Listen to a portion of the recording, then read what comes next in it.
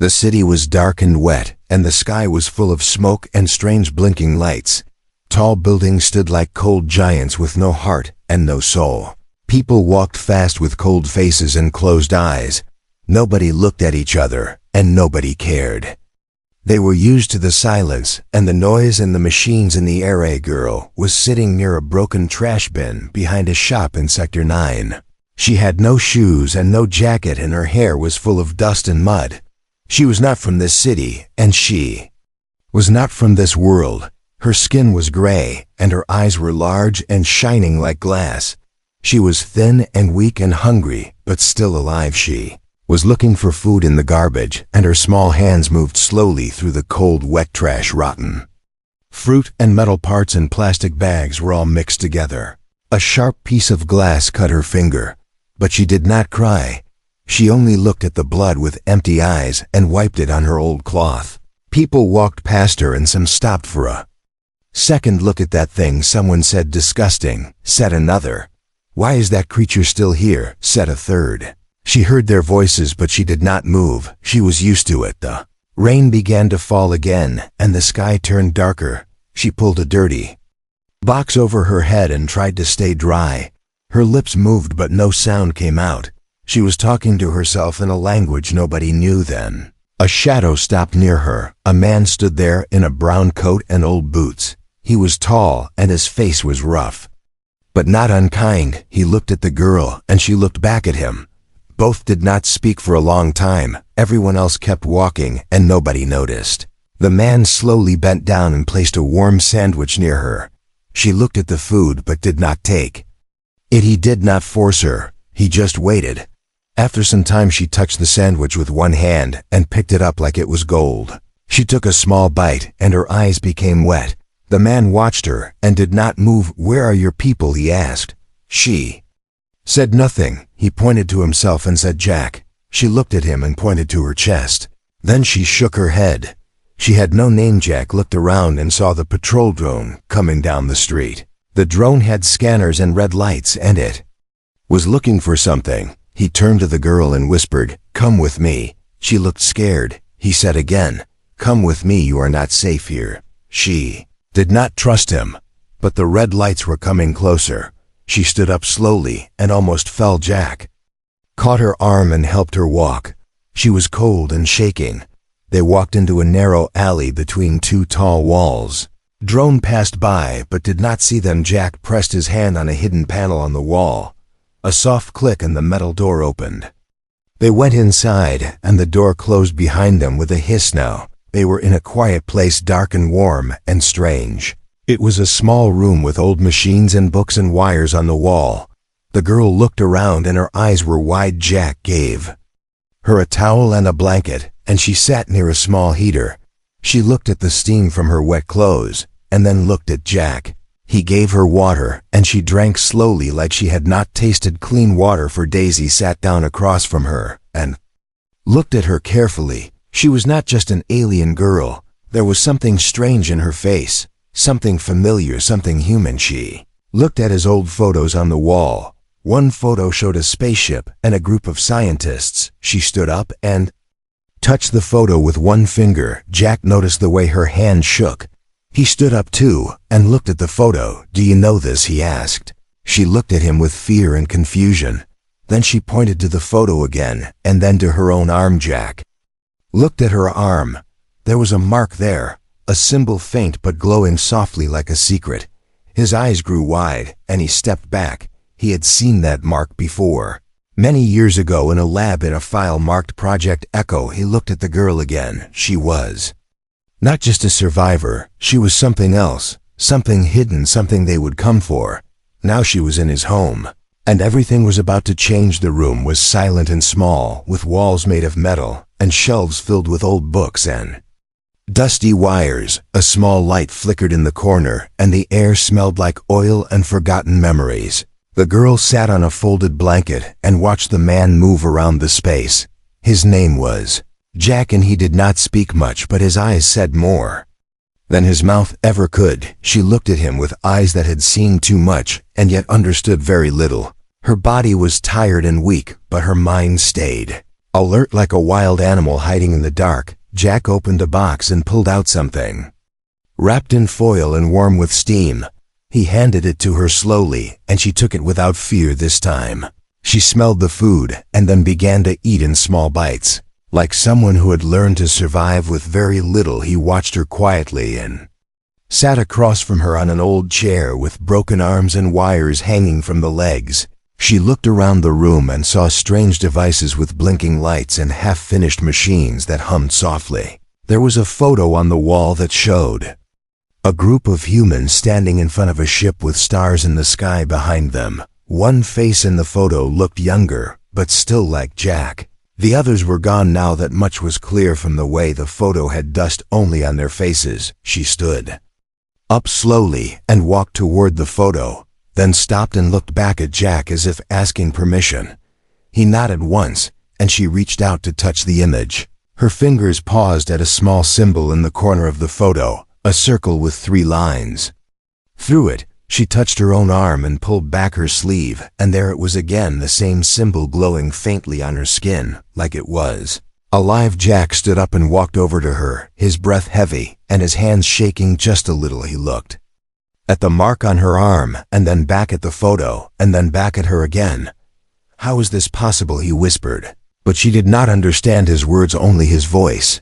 She sat down again and hugged her knees to her chest and closed her eyes like the world was too loud even in silence. He walked to a shelf and pulled down a small old device shaped like a flat stone. He pressed a button and a soft light came from the center. Then a voice began to speak in an old recording. Subject: Echo 12 partial. Success: hybrid survival unconfirmed. The voice was cold and human and full of secrets. Jack turned it off and looked at the girl again. "Echo," he said slowly, pointing to her, and then the machine, and then the photo. She opened her eyes and looked at him without blinking, then nodded once, very small and very slow. Her voice was soft and broken, but she said one word: Jack. He felt his heart beat harder than before, and something heavy grew in his chest. He had read about Echo 12 in files buried deep in a lab long shut down. It was supposed to be a test subject, a blend of human and alien DNA made to survive space where others could not. But they had lost her, or so they claimed. No body, no signal, just gone. And now she was here sitting in front of him, cold and afraid and still alive. He moved to the far wall and pulled a curtain back, revealing a long glass window behind layers of metal. Outside, the city lights flashed in the rain and machines flew between towers. Somewhere out there, someone was looking for her that he knew without question. He turned to her again and said, "They will come."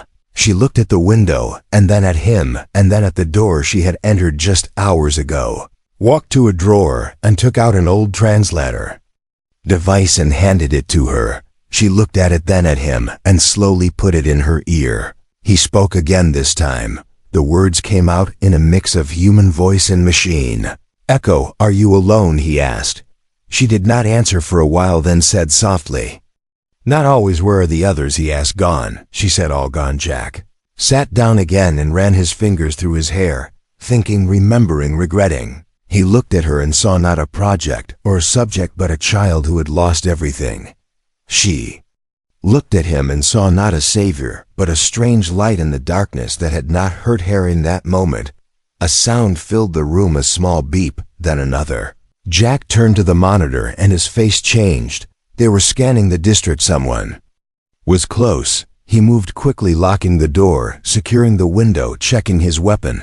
The girl stood up without fear and placed her hand on the metal wall. It glowed under her touch and a panel opened, revealing wires and a screen she had never seen before. She pressed something without knowing why, and the screen showed a map of the city with a red dot blinking near them. Jack stared at her. She looked back with a calm face. She knew things she did not remember. She held knowledge inside her that had never been taught. He walked closer and said, "What are you?" She looked up and said, "I do not know, but I think they made me to find something. And now they want me back." Outside, the city kept moving, but inside the room, the war had already begun. The night was not quiet anymore. The sounds outside had changed. The machines flew lower, the lights blinked faster, the city was breathing heavier, like it knew something had been found. Inside the small room, Jack was not resting, his mind moved faster. Then the wires on his desk, he kept checking the monitor again and again, hoping the red dot would disappear. But it stayed there, blinking steady like a heartbeat, refusing to die. Girl sat near the panel she had touched earlier, her eyes fixed on nothing, her thoughts floating somewhere far. She was not afraid, but she was not calm either. Her body was still, but her soul was shaking. Jack walked to her slowly and sat beside her. He looked at the mark on her arm again, the glowing symbol that looked like it did not belong yet, somehow felt familiar. He reached for a scanner, and she did not stop him. She let him place the cold metal on her skin. The scanner made soft clicking sounds, as if it was trying to remember something it had forgotten. A soft green light appeared, and then numbers and letters filled the small screen on Jack's wrist. Subject Echo 12, confirmed hybrid code, stable energy signature, detected human core, active status unknown. Jack read the words again and again. He had seen many files in his life, but never one like this. He looked at the girl and asked, "Do you remember anything at all?" She shook her head slowly, then said, "Only pieces like broken glass and water." He turned to his shelf and pulled out an old tablet covered in dust. He wiped it and pressed a button. The screen blinked to life, showing a faded logo from the past. "Project Echo," he whispered to himself. He typed in a code, one he was never supposed to use again. The screen opened a hidden file with video logs, images, and test reports from a program buried deep in the dark corners of human science. He watched the screen with wide eyes. There were children in white rooms, machines testing their blood, doctors in suits writing notes, screams behind glass. And one image stopped everything. A child smaller than the others, with large eyes, gray skin, and that same glowing mark. He turned the tablet so the girl could see. She leaned forward and stared at the image. Her lips trembled. Her fingers touched the screen. She pointed at another child standing behind the glass in the video. He had the same mark. She whispered one word quietly. Brother. Jack's heart sank. There was not just one. There were more, maybe gone, maybe lost, maybe hiding. He closed the file and looked at her again. "Do you remember his name?" She shook her head, but her eyes said. She felt something strong, something deep. "He may still be out there," she said softly, and then looked down. The light in the room flickered again, and the monitor beeped louder. A signal was moving closer now, less than 2 blocks away. Jack stood up fast and started packing tools, data drives, and a small energy core. He handed the girl a coat and a hat to cover her skin. She stood up and walked to the wall panel again, this time pressing 3 places one after the other, like she knew a code without thinking. A second door opened behind a metal cabinet, revealing a tunnel made of stone and wire. Jack stared at her with surprise. "How did you know that?" he asked. "I do not know," she answered. "My hands moved before my mind did." They entered the tunnel, and the door closed behind them. It was dark and damp, and the floor was rough. Jack turned on a small light, and they walked without speaking. Each step echoed like memory through the walls. After some time they reached a metal gate with a scanner. The girl touched it, and the gate opened without any delay. She had something inside her, something made to unlock secrets. Jack realized something big. She was not only a project, she was a key. A key to something dangerous, or something needed, or maybe both. They reached an old bunker far below the surface. It was dusty and cold, but safe for now. Jack sat down, breathing heavy. She walked to a panel and placed her hand again. A new screen came to life and showed coordinates, not of Earth, but of something orbiting above. "What is this?" Jack asked. She looked at the screen and said, "I think it is calling me." Jack stared at the glowing mark. It was now pulsing slowly, alive, reacting. He stepped closer. "If they find this, they will want it. They will want you." She looked at him and said, "Then we find them first. We find the others, we find my brother, and we find out why we were made." The silence in the bunker was deep but not empty. It held a new plan, a new purpose, and a story not yet told. Air inside the bunker was thick with silence, but the silence was not peaceful. It was watching, listening, waiting. Jack stood near the map, blinking on the While the girl sat on the floor with her arms around her knees, her eyes were not crying, but her soul was not dry. The glowing mark on her arm was no longer still, it pulsed with quiet light, like it could feel danger coming closer with every breath. They took Jack opened a crate and pulled out 2 small packs, one for her and one for him. He handed her a tool shaped like a pen but longer and heavier. She held it with care as if it was something important, though she had never seen it before her. Fingers moved over the surface like she knew what to do, like the knowledge was already inside her. They heard a soft sound from above, not loud, but sharp like metal scratching metal. Jack froze and looked at the ceiling, then back at the monitor. The red dots were multiplying. They are scanning the underground, he said, more to himself than to her. They know you activated something. They know we are not hiding anymore. She stood up without fear and looked straight at him. We go now, she said, her voice calm, her face clear. He nodded and threw the last of the gear into a worn bag, then pulled a lever near the tunnel door. It opened with a slow groan, and they stepped out into the tunnel again. This time they did not walk slowly, this time they ran. The walls were tight, and the ground was wet and slippery, but they kept moving. Behind them, machines crawled into the abandoned streets. Above, scanning the earth below, layer by layer with red beams and silent eyes. The tunnel split in two and Jack stopped for a second to check the map on his device. He chose the left path without speaking, and they continued. The girl followed without question, her steps light and fast, her senses sharp like a signal was guiding her. They reached a gate made of black steel, too strong to break and too smart to hack. Jack stared at the gate and cursed under his breath, but before he could try anything, she stepped forward. She touched the gate with both hands and closed her eyes for a moment. Nothing happened. Then the gate began to shake softly. A light moved across it like a line of fire. Then it opened. Jack looked at her like she was not just a girl anymore. You are not a key, he said. You are the lock and the key and the map and the code. She did not answer. She just walked through the gate and waited for him to follow. They entered a large space that looked like an old station. Rusty trains sat on broken tracks and vines climbed the walls. But in the center was something new, a small ship covered in dust and tarp. Jack pulled the cover away and his eyes lit up. It still has power, he said. We can reach the edge of the zone, maybe even more. He climbed into the cockpit and began pressing buttons. She stood beside him watching every move, but before he could activate the engine, a loud hum filled the station. Red lights began to flash. A drone dropped through the ceiling with blades spinning and eyes glowing. Jack grabbed his tool and aimed, but the girl stepped forward and raised her hand. A soft sound came from her skin like energy waking up. The drone froze in midair. Its lights blinked, then turned blue. It hovered for a moment, then flew back through the hole it came from. Jack stared at her again, this time with something close to fear. What did you do? I told it to leave, she said softly. It listened. He did not ask more. He turned on the engine, and the ship came alive with a low rumble. The floor beneath them shook as more machines began to close in. The ceiling cracked and light poured in like fire from the sky. They jumped into the ship, and the hatch closed just as metal claws broke through the wall. The ship lifted off the ground slowly at first, then faster. Bullets bounced off the sides and sparks flew.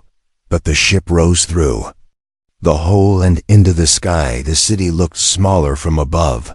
The machines looked like ants chasing shadows. The girl looked down at the streets she once crawled through like an animal. Now she flew above them like a ghost with wings. Jack set the ship toward the outer fields, beyond the towers, beyond the zones, toward the silence of the wastelands. She sat beside him and closed her eyes. She saw flashes of memory, a room of glass, hands reaching for her, a boy smiling, then darkness. Jack noticed her trembling. He placed a hand on her shoulder. We will find him, he said. We will find all the answers. She opened her eyes. No, we will make the answers, she whispered behind them. The city roared ahead of them. The unknown waited like a door half open. They did not stop. The sky above the wastelands was wide and empty, with clouds moving like ghosts and the sun hiding behind layers of ash. The ship moved through the air like a quiet bird wounded. but still strong. Inside, the girl sat with her eyes open, but her mind somewhere else, her hands resting on her knees, her breath slow and steady. Jack kept his eyes on the scanner, but he could feel the weight in the air, the kind of weight that does not come from gravity. They had left the city far behind, but danger was not distance, it was memory, and memory had no walls. She turned to him slowly and said, "There is a place ahead. I do not know why, but I feel it like a voice calling." Jack nodded without question and changed course to the northwest, where the land turned red and the wind sounded like whispers. They reached a valley filled with broken towers and half-buried ships, metal bones sticking out of the ground like old teeth. The ship landed between two fallen structures, and the engine powered down. With a tired sigh, Jack stepped out first, his boots crunching against the dry, cracked ground. She followed with careful steps, her eyes scanning the ruins like she had seen them before in dreams. She did not understand. They walked in silence until she stopped near a collapsed wall. Her hand moved across the surface slowly, her fingers tracing something invisible. Then she pressed her palm against a cold spot, and a small piece of the wall slid open, revealing a dark passage. Jack looked at her, and then the wall, and said, "How did you know?" She looked at him and whispered, "I remembered." They entered the passage and moved down the staircase, lit only by the soft glow from her arm. At the bottom they found a room untouched by time. It was round and smooth, with no dust and no sound. A single chair stood in the center, and a circle of lights hung from the ceiling like frozen stars. She walked to the chair and sat down, and suddenly the lights above began to hum. Jack stepped back as the walls lit up with images moving fast like waves of thought. They showed her as a child running through halls with others who looked like her. They laughed and played and learned things that were not human and not alien, but something new. The images shifted and showed her in a tube, wires in her arms and light in her eyes. Doctors stood around her taking notes, speaking in cold voices. One voice said, "Echo 12 shows high response." One voice said, "Memory lock engaged." One voice said, "Prepare the separation." Then the screen went dark. She opened her eyes and her face was pale, her hands shaking. She looked at Jack and said, "They took my name. They took my brother, and they locked everything inside." Jack helped her stand and said, "Then we break the lock." She nodded and reached for a small panel near the wall, pressing a sequence. Her fingers remembered. A drawer opened, and inside was a sphere glowing faintly like it was alive. Jack picked it up and looked at it carefully. "What is it?" he asked. She said softly, "It is a core, a memory core. If I touch it, it might show the rest, or it might break me." Jack looked into her eyes and said, "You are stronger than anything they made." She placed both hands on the sphere, and the room filled with white light. She saw flashes faster than thought, her brother screaming, fire all around, doors closing, doctors running, then silence. She fell back into Jack's arms, and the sphere rolled across the floor, no longer glowing. He held her gently and waited for her breathing to steady. When she opened her eyes again, she said, "I saw the fire. I saw them leave him behind. I saw everything." Jack asked, "Is he alive?" She said, "I do not know, but I feel him still, like a sound far away." They took the sphere and left the room, climbing the stairs back into the light. The wind was stronger now, and the sky darker. Jack looked at the scanner and saw signals coming from the east. Not drones, not machines, but humans. "They are coming," he said.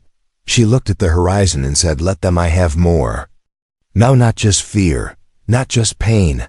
I have pieces of myself." She reached into her pack and pulled out a small chip from the memory core. She placed it in the ship's console, and new maps appeared, not of cities, not of stations, but of something deeper buried.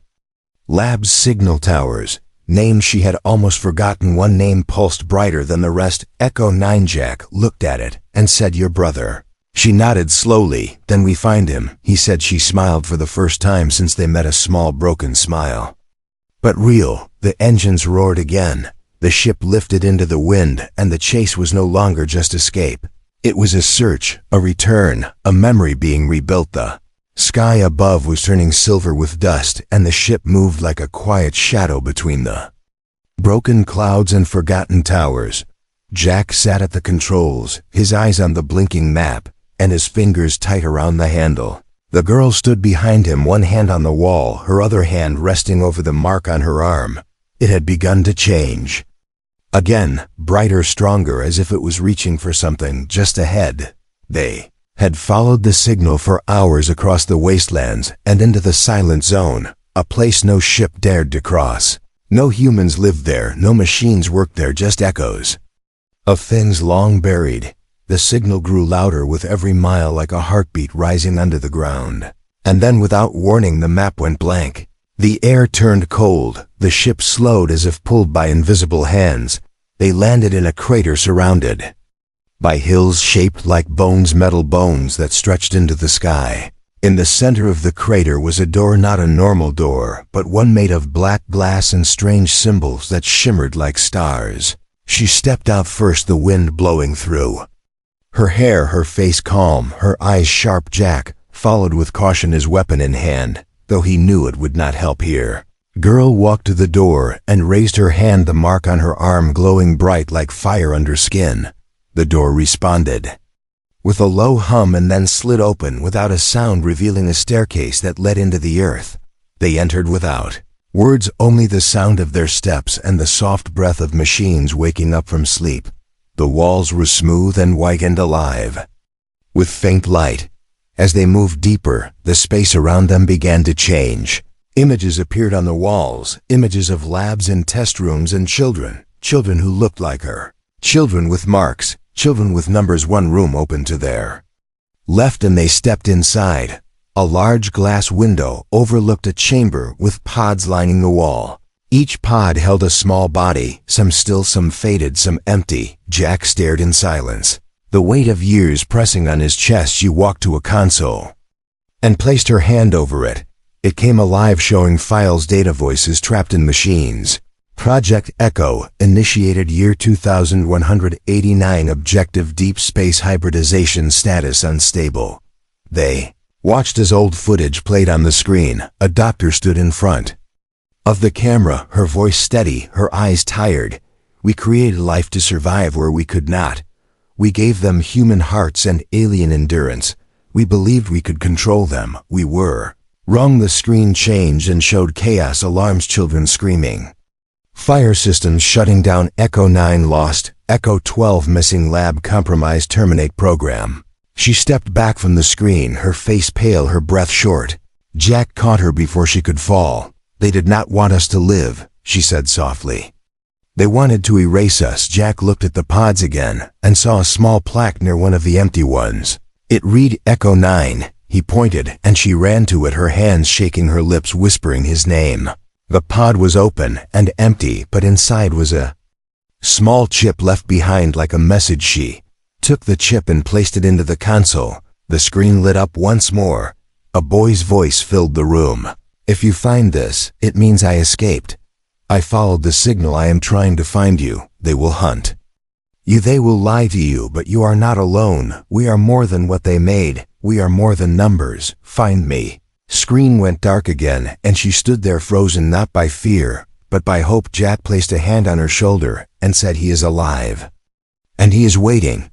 She turned to him with eyes full of tears that did not fall. Then we keep moving, she said. Then we bring them all down. They exited the room and followed a new path guided by the chip.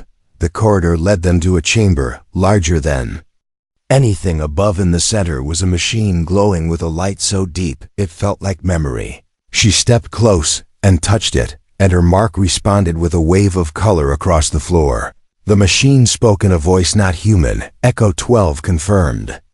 Core activated. Link restored. The walls opened and showed maps, secret networks, names and locations of others like her, scattered across the system. Some hiding, some trapped, some still sleeping. Jack stared at the data and felt the world shift under his feet. This is not about one child, he said. This is about everything. She nodded and whispered, they wanted to erase us, but now we will remember. We will wake them. We will rise. The machine began to fade. The chamber dimmed. The path was clear outside. The wind had changed. The silence of the zone was broken. They stepped into the ship once more, not as fugitives, but as messengers. Ship lifted into the sky carrying not just 2 lives but the weight of many. The truth was no longer hidden, it had a voice and it was ready to be heard. The sky was no longer gray, the clouds had broken apart like old scars, healing. The sun was rising over a world that had forgotten how to feel light. The ship flew steady through the silence, carrying 2 souls, bound not by blood, but by truth. And Survival Jack sat at the console, his hands calm but his heart racing. The girl stood beside him, her eyes fixed on the screen where names of children, still hidden, blinked like stars waiting to be found. The map led them to the edge of the old world. Beyond the wastelands, beyond the silence, to a zone marked restricted with red lines and warnings. Left by a system built on fear, in the center of that zone stood a tower not tall, but wide like a sleeping beast made of steel and silence. It had no windows, no doors, no sound, yet it pulled them like gravity, like memory unfinished. They landed without resistance, no drones, no guards, just air too still to trust. The girl stepped out first, her boots touching the dry earth like she had returned to a grave that once held her name. Jack followed, scanning every shadow, every crack, every shift in the wind. But it was not fear that followed them. It was destiny shaped by those who tried to hide it. The tower opened as they approached, not with sound or light, but with recognition. Her mark glowed, her pulse quickened, and the door melted away like it had never been there. They walked through a hallway filled with screens, each showing faces, names, dates. Some were children, some were older. All had the same mark hidden somewhere on their skin. At the end of the hallway stood a man dressed in gray, not old, not young, not surprised. He looked at the girl, then at Jack, then back at the girl, and said, "You were never meant to return." She stepped forward and said, "I was never meant to survive, but here I am." The man nodded slowly, as if accepting an old truth, then stepped aside, revealing a chamber filled with pods like the one that once held her inside. The chamber stood Echo 9, eyes closed, hands resting on glass, his face peaceful. She ran to the pod and placed both hands on the surface, her voice shaking as she whispered his name. The pod responded to her touch and opened slowly with a soft hiss. The boy opened his eyes and saw her. And for a moment, nothing else mattered. Jack stood back, watching the two reunite, like light meeting mirror, like water returning to river. But the man in gray spoke again and said, "You do not understand. If you take him, if you wake the others, the system will fall, everything will burn." She turned to him and said, "Maybe it should. Maybe what you built was never right." He stepped closer, his voice sharp. "Now this is your last chance. Walk away, hide, live quietly, forget this place." She looked at Jack and then at Echo 9, then back at the man and said, "I cannot forget what I never asked for. I was made in shadows, now I walk in light. That is my choice. That is my voice." She helped her brother stand, his legs weak but his eyes strong. Together they walked to the central console and placed their hands on the controls. System recognized them not as intruders, not as threats, but as keys turning in locks long sealed. Files opened across the walls. Codes dissolved, doors unlocked. Jack watched as hundreds of lights lit up across the map, each one a person like her, like him, like all those lost in silence.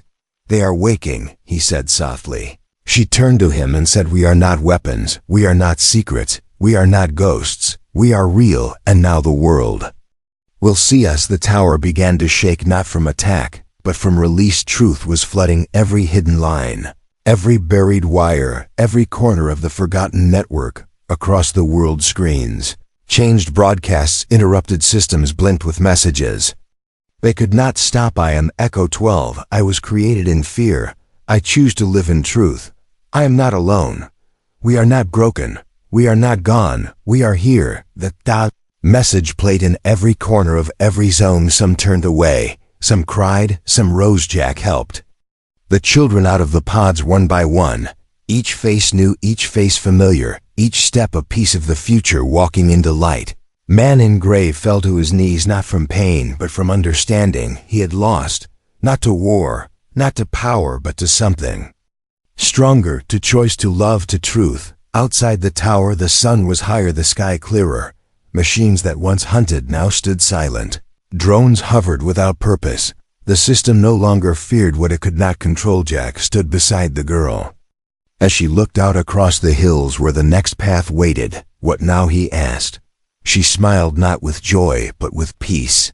"Now we find the rest. Now we build. Now we begin." The wind moved through the valley, not with warning, but with welcome, and the tower behind them breathed one final time, then slept forever. They walked forward, not as hunted, not as hidden, but as the first of many. Not to escape, but to return. Not to run, but to rise.